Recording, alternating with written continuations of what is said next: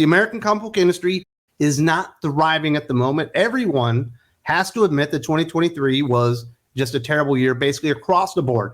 Now they're trying to cage it and start, basically comparing it to the pre-pandemic level stuff. Don't buy into that stuff. There's way more context that needs to be added to that to even be able to glean any type of real information out of it. And once you start comparing 2023 to like 2022, it was a bad year, and there's an organization out there that's supposed to be fighting on behalf of comic retailers. It's called ComicsPRO. Comic book retailers pay these guys money basically to go out there and represent on their behalf to the publishers and distributors and everyone out there. They are supposed to be fighting for the retailers. And recently at ComicsPRO 2024, they announced that they were going to be doing this big survey for retailers, and we were going to glean all this really interesting information that was going to help comic book retailers. Well, that information is out. If you pay ComicsPRO, you should probably ask for a refund because they're clearly not fighting on your behalf. It's never even mentioned in any of this report what's actually wrong with comic books. Sure, are there issues with logistics? Absolutely, all of that covered. Are there issues with operating expenses and all that kind of stuff and having to diversify your business, not being able to only sell comic books? Certainly, those are abound. There are lots of issues like that within comic books. But the number one issue affecting comic book customers, retailers, everybody that wants to love comic books right now is quality, specifically at Marvel and DC. Guess what? It's never covered in any of this shit. The quality issue at Marvel, DC, or any comic book publisher. You are not allowed, if you're a retailer and you're part of the tribe, to actually go out there and spell out any of the issues that they have. Remember, in 2023, we had 2 retailers come out prominently and speak about what they thought were issues with the publishers. First up, we had Phil Boyle from Coliseum Comics lay out what he thought were specific creative issues that were driving people away, ostracized. Then we had Glenn from the Comic Book Palace, comic book retailer, also a YouTuber. He was demonized. They called him a salami-breathed hog. That's what comic pros were calling this guy for pointing out very simple issues of quality and decision-making at Marvel and DC that were not going well. You are not allowed to spell any of this out, and it is not included in any of this stuff. It's an absolute joke. Let's talk about what they had to say about ComicsPRO 2024 from the retailer survey. Comic retailer organization ComicsPRO has released the results of its first general retailer survey, sharing aggregated anonymous information on who retailers are, what they sell, and their challenges. The survey was conducted over 6 weeks, ending in late January 2024. Although the survey was conducted by ComicsPRO, 2/3 of the 356 respondents were not members. The survey was publicized by distributors, publishers, and others to reach a larger pool.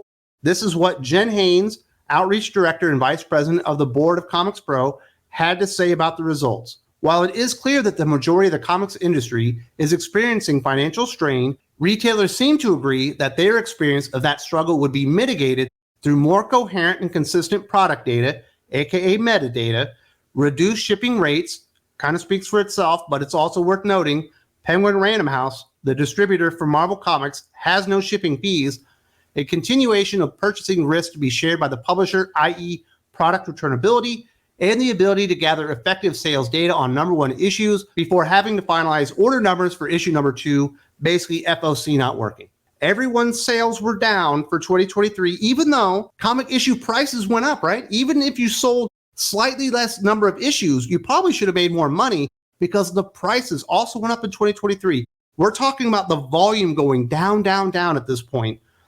But none of that is because of the quality. It's because the metadata is bad. It's because shipping fees, which I agree, they're probably too high. And certainly Diamond Comics certainly fucked that up for a very long time. But Penguin Random House literally has no shipping fees. Product returnability, they've been discussing this one for decades upon decades. That's never going to change. And I certainly don't see them adjusting FOC. So you're talking about stuff, for the most part, that has either been fixed by some of the distributors or stuff that they're not ever going to be willing to fix. But we won't talk about the quality. We won't talk about the fact that Marvel and DC and a lot of these indie publishers aren't making books people actually want to read. Maybe that's why the people stop going out there. No one even mentions price in this thing, which I think is absolutely insane. So these are the takeaways for operations. This is the one time they get close to making a logical point that could actually help retailers, in my opinion. Almost 80% of comic retailers operate using a point-of-sale system. When asked to rank a variety of different factors that are important to the success of their businesses, retailers rated that shipping costs from distributors and incentives such as returnability and extra discounts as most important. When asked to rank different issues that retailers feel impact their businesses in a negative manner, the overwhelming response was being required to place final orders of an issue 2 of a series before issue number 1 has come out. Now, we don't get any more information. We don't know what came in at number 2 or number 3. Did they even offer quality of the product as a negative impact on their business? I doubt that they did. Talking about the logistics stuff, there's no doubt that having multiple distributors does make things more complicated and probably more expensive. You lost a lot of your discounts or whatever that you would have had with Diamond.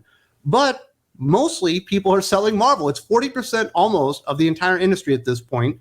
And there are no shipping fees if you're going through Penguin Random House. Obviously, you can still go through Diamond. And a lot of that stuff is important. It's definitely important to the bottom line of comic book retailers on whether they can hire people, whether they need to fire people, whether they can go full-time, part-time, whether they can even afford their rent.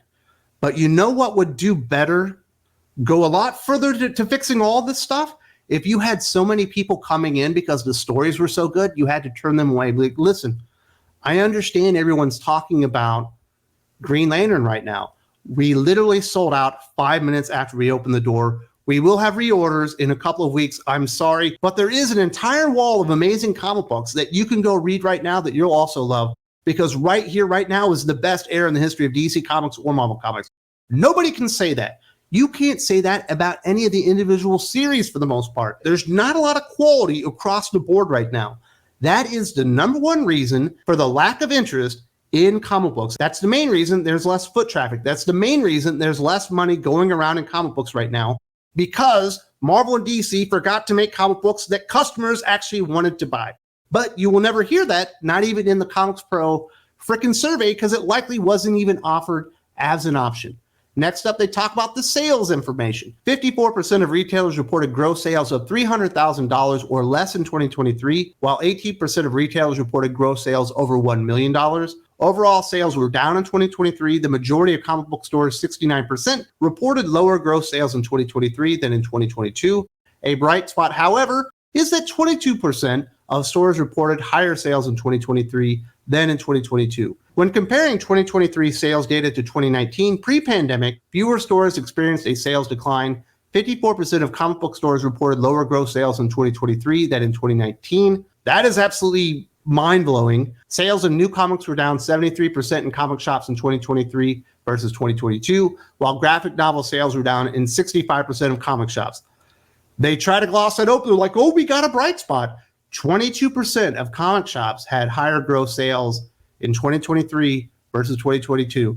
That is an overwhelming minority. That is 1 out of 5 shops nationwide are actually doing all right, doing a little bit better at the very least. Some people probably had the best year of their entire shop, but I guarantee you that is not something that's being experienced far and wide in comic book shops. The fact that 54% of comic shops are reporting worse sales in 2023 versus 2019 is not very good. 2019 was 4 years ago, and yes, it's pre-pandemic, and everyone wants to gauge it against that rather than 2022 because we're just coming out of the pandemic. What has happened since the pandemic shutdown? Massive inflation, cost of living. What has also happened in the comic book industry? The comic book cover price is going up, up, and up. DC are regularly selling comic books with $7 cover prices. Marvel are selling comic books with $8, $9 cover prices. These things are very normal, and Dan Buckley is promising to hold the line at $4.99 or whatever. Is it $3.99?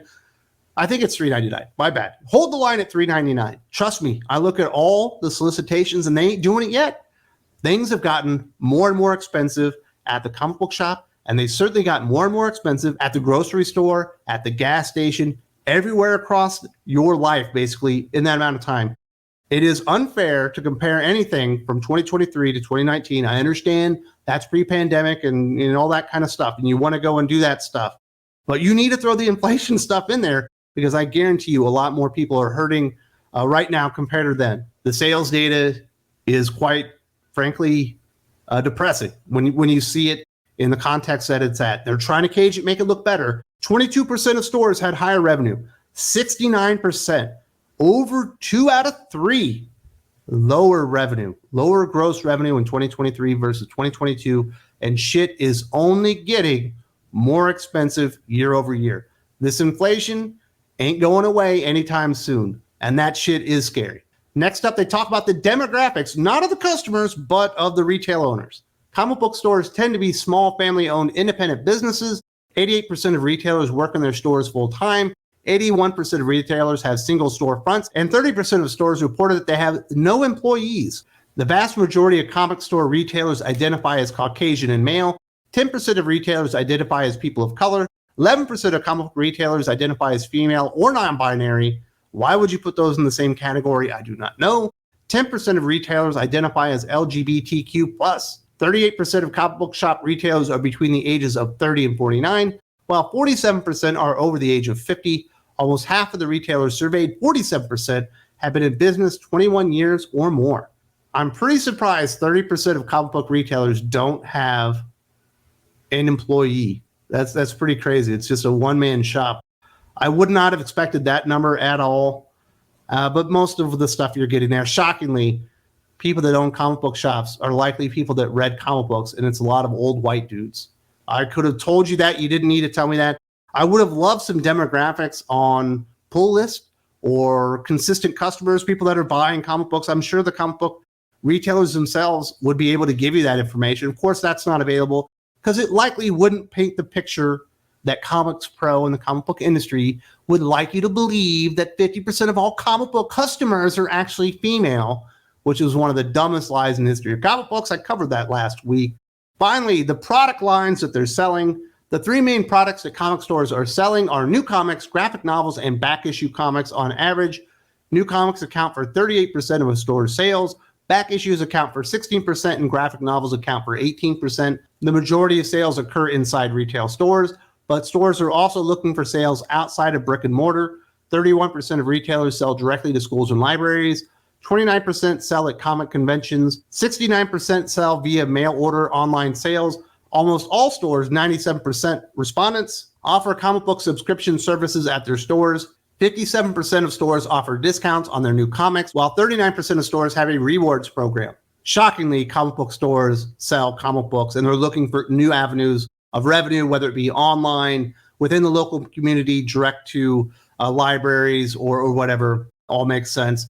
And yes, they are selling T-shirts and Funko Pops and keychains and all kinds of stuff, maybe tabletop gaming, stuff like that. But the most shocking thing about all this poll data, never once did anyone point out the number one issue for comic book retailers right now, the quality from Marvel and DC comics. That's what's killing everything. But you can't talk about the big elephant in the room, right? Because a lot of the changes that Marvel and DC have made that have resulted in lower quality are things that I think a lot of people would like to push for. I think it's just great that we're making a gay Superman. I think it's great that we have a young black female Iron Man. These are great things. Well, guess what? The customers never bought it. They didn't agree with you, and a lot of them have walked away. Guess what happens when customers walk away? Less sales. Guess what happens when your sales go down? You have less of a budget to produce the comic book. Guess what happens when you have a lower budget? You have to hire a lesser talent. Guess what happens when you hire lesser talent on the character that nobody wanted in the first place? The sales go down again, and it's basically this enormous cycle of failure throughout the comic book industry, but retailers apparently do not care, or they are not allowed to talk about what's really at the heart of everything destroying the comic book industry, at least in America, because we know it's thriving in other places. If you would like an example of this, recently Earth 2 comic books, I believe in Ventura, California, went out of business, and this is what Cara Angelo had to say about closing down. There is no secret society of supervillains to blame. The world has shifted. Retail sales are down everywhere. Numerous factors lowered our foot traffic, the pandemic, strikes that impacted TV and film jobs, and most importantly, the neighborhood is no longer a vibrant social center. Our building sits between two lots destroyed by fire, with no reconstruction in sight, attracting squatters and graffiti without assistance from the city or the entities who own the real estate. Our lease is up. Moving is not an option. Wholesale discounts are smaller. Shipping is higher. The distribution system has fractured, and because each vendor processes data differently, it takes longer to order and restock product. We're making less on each comic book sold than we did 10 years ago. Further, publishers are also feeling the pinch. They also have to cut back incentive programs that help us grow readership and tighten print runs to the point that they can't meet demand when a title is a hit. Once again, not a single mention that the quality just wasn't good. People stopped coming by because there wasn't a good story featuring their favorite hero. That's a big reason. That's fundamentally at the heart of a lot of these issues throughout comic books, but we'll never be able to fix them. It will never be addressed until retailers make DC and Marvel address it, until retailers make ComicsPRO address it, until retailers say, fuck this, we're not taking it anymore. You have to make this better or I'm going to move on with my life. Nobody has decided to do that. They decided to go on to get along and just be like, I don't know what happened. People stopped coming to the shop. I think it's the pandemic. I think it's, this or that. And I'm certain that the location of this shop and the fact that it doesn't look very nice because you had a couple of lots destroyed or whatever did not help the optics of the shop or whatever. Maybe people didn't want to go in there. But if you had the world's most amazing Batman run, if you had the world's most awesome Spider-Man run, and you had an awesome, vibrant X-Men universe, I think people would show up and still buy their comic books because they would have a reason to do it. Right now, you have more reasons than you could ever possibly imagine to forget that your comic shop even exists, and Marvel and DC, in my opinion, are at the heart of that. If you would like more conversations around the comic book industry, the help of the comic book industry, real honest discussions, you definitely need to stop by Thinking Critical Patreon. There's a link in the video description. We're talking about comic books, movies, industry, all that kind of stuff all week long. 8 hours of new podcasts every week, 32 hours of new podcasts every single month, depending on the tier that you're supporting there. Definitely check that out. I hope to see you very soon because we aren't going anywhere because we love comic books just a little too much.